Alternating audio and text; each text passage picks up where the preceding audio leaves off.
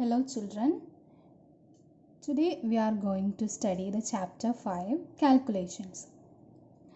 We know that in our day-to-day life we need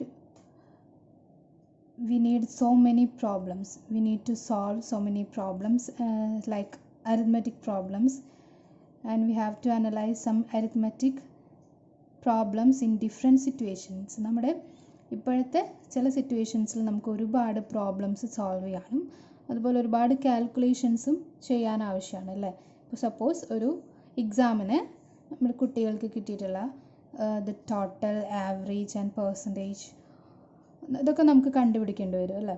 അപ്പോൾ ഒരുപാട് കുട്ടികളാകുമ്പോൾ അതൊക്കെ കണ്ടുപിടിക്കാൻ കുറച്ച് ബുദ്ധിമുട്ടായിരിക്കും. ഓക്കെ, അപ്പോൾ അതിന് വേണ്ടിയിട്ട് there are so many softwares. ഒരുപാട് സോഫ്റ്റ്വെയർസ് ഉണ്ട്. അതിലെ ഒരു സോഫ്റ്റ്വെയറിനെ കുറിച്ചാണ് നമ്മളിന്ന് പഠിക്കുന്നത്. That is the Microsoft Excel. Okay, so today we are going to learn the software Microsoft Excel.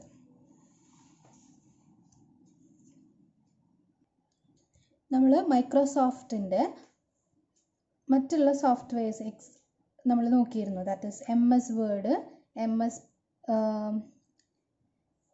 Word അതേപോലെ നമ്മൾ നോക്കിയിട്ടുണ്ടായിരുന്നു അല്ലേ. ഇന്ന് നമ്മൾ നോക്കുന്നത് എക്സൽ ആണ്. അതേപോലെ മൈക്രോസോഫ്റ്റിൻ്റെ ഒരു സോഫ്റ്റ്വെയർ ആണ് മൈക്രോസോഫ്റ്റ് എക്സൽ. അതുപോലെ നമ്മൾ മൈക്രോസോഫ്റ്റ് പവർ പോയിൻ്റ് നോക്കിയിരുന്നു. ഓക്കെ, അപ്പോൾ അത് രണ്ടും ഓപ്പൺ ചെയ്തിരുന്ന സെയിം മെത്തേഡ് തന്നെയാണ് here also. That is starting from this icon window, select Microsoft Office. From that you select Microsoft Excel.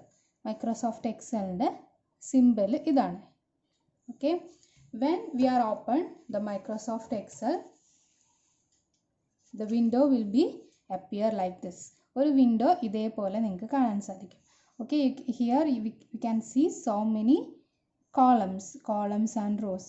This is called Microsoft spreadsheet. Okay, ഇതിനാണ് നമ്മൾ spreadsheet എന്ന് പറയാറുണ്ട്. ഓക്കെ, അപ്പോൾ ഈ ഒരു വിൻഡോ ഓപ്പൺ ആയി കഴിഞ്ഞാൽ here at the top we can see home, insert, page layout, formulas, dates, data, review and view. Okay, at the top of the window we can see these options. അതിൽ home പേജിലാണ് നമ്മൾ work ചെയ്യുന്നത്. Okay, അതേപോലെ ഈ home പേജിൽ നമുക്ക് ഒരുപാട് styles use ചെയ്യാൻ പറ്റും. നമ്മൾ വേർഡിൽ യൂസ് ചെയ്തിരുന്ന പോലെ തന്നെ ഇത് സെൻട്രലൈസ്ഡ് ആക്കണമെങ്കിൽ നമുക്കിതിൽ നിന്ന് സെൻട്രൽ അലൈൻമെൻറ്റ് അല്ലെങ്കിൽ ലെഫ്റ്റ് അലൈൻമെൻറ്റ്, റൈറ്റ് അലൈൻമെൻറ്റ് ഒക്കെ നമുക്ക് സെലക്ട് ചെയ്യാം.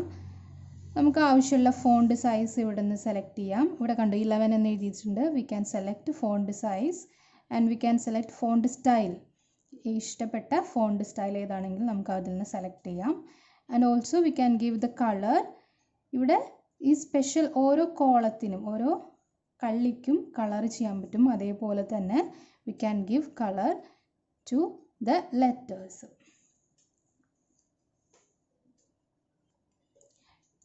Here we can see the sheet. Okay, this is the sheet 1.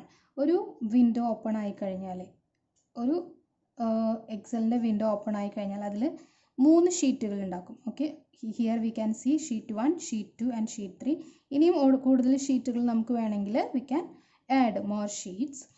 Here it is opened as a sheet 1. ഇതാണ് ഷീറ്റ് 1. ഷീറ്റ് 1ൽ here we can see A, B, C, D, E, F. Okay, ഇങ്ങനെ കാണാൻ പറ്റും അല്ലേ. And here this side we can see the numbers. അതായത് ഈ ഓരോ ഇതിനെ നമ്മൾ സെൽ എന്നാണ് പറയുക. Okay, this one is the cell. Okay, അപ്പോൾ ഈ ഓരോ സെല്ലിനും ഓരോ നെയിം ഉണ്ട്. That is called the cell address. Okay, അപ്പോൾ ഈ ഒരു സെല്ല് നമ്മൾ സെലക്ട് ചെയ്യുകയാണെങ്കിൽ the cell has a cell address. Okay, ആ അഡ്രസ്സ് നോക്കുന്നത് ആ സെല്ലിന് മുകളിലുള്ള ലെറ്ററും ഈ സെല്ലിൻ്റെ ഈ നേരെ വരുന്ന നമ്പറും കൂടിയിട്ടുള്ളതാണ് അതിൻ്റെ സെൽ അഡ്രസ്സ് വരുന്നത്. Okay, so these are the columns. Okay, A, B, C, D, etc. These are the columns and 1, 2, 3, 4, 5. These are the rows. See here, this is the columns. Okay, A ഇതൊരു A എന്ന് പറയുന്ന കോളാണിത്. And this is B column, C column, D column, E column, etc. and these are the rows. This is the 8th row. Here the number is given. This is the 8th row. So ഒരു column അതേപോലെ ഒരു റോയും കൂടെ ചേർന്നാൽ ഒരു സെല്ലായി മാറി.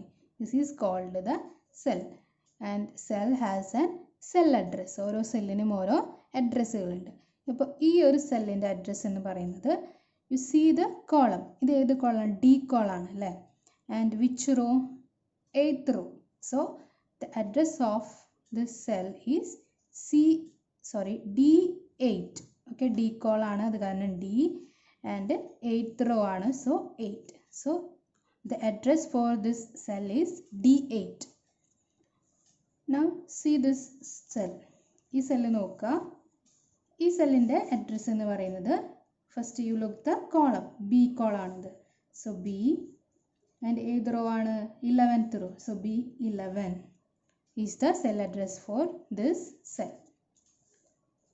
Here, what is the cell address? The column is F column. So F, and the row is second row 2, F2. അപ്പോൾ ഈ സെല്ലിൻ്റെ അഡ്രസ്സ് എന്ന് പറയുന്നത് F2 ആണ്. അപ്പോൾ ഓരോ സ്പ്രെഡ്ഷീറ്റിലും ഓരോ ഷീറ്റിലും സെവറൽ ലാക്സ് ഓഫ് സെൽസ് ഉണ്ട്. അതായത് ലക്ഷക്കണക്കിന് സെല്ലുകളാണുള്ളത്. അപ്പോൾ അത് ഐഡൻറ്റിഫൈ ചെയ്യാൻ വേണ്ടിയിട്ടാണ്, ഏത് സെല്ലിലാണ് എന്ന് ഐഡൻറ്റിഫൈ ചെയ്യാൻ വേണ്ടിയിട്ടാണ് എല്ലാ സെല്ലുകൾക്കും ഓരോ സെൽ അഡ്രസ്സ് ഉള്ളത്. Okay, now see page number 67. Now you try to write some cell address. Okay, ഇവിടെ കുറച്ച് റോയും കോളും തന്നിട്ടുണ്ട്. അതിൻ്റെ സെൽ അഡ്രസ്സ് നമുക്ക് ഒന്ന് എഴുതി നോക്കാം. See here row is given and column is given. Okay, so row 3rd row ആണ് ആൻഡ് കോളം ബി കോളാണ്. അപ്പോൾ ആ ഒരു സെല്ലിൻ്റെ സെൽ അഡ്രസ്സ് എന്ന് പറയുന്നത് B3. First you write the column, then you write the row. Here row is 15 and the column is G. So the cell address will be G15. Here the row is 8 and the column is E. So the cell address will be E8. So first you write the column and then you write the number of the row. These are the format for writing the cell address. Cell address എഴുതാനുള്ള method ഇതാണ്. Okay, next ക്ലാസ്സിൽ നമുക്ക് സ്പ്രെഡ്ഷീറ്റിനെ കുറിച്ച് കൂടുതലായിട്ട് നോക്കാം. See you next class. Thank you.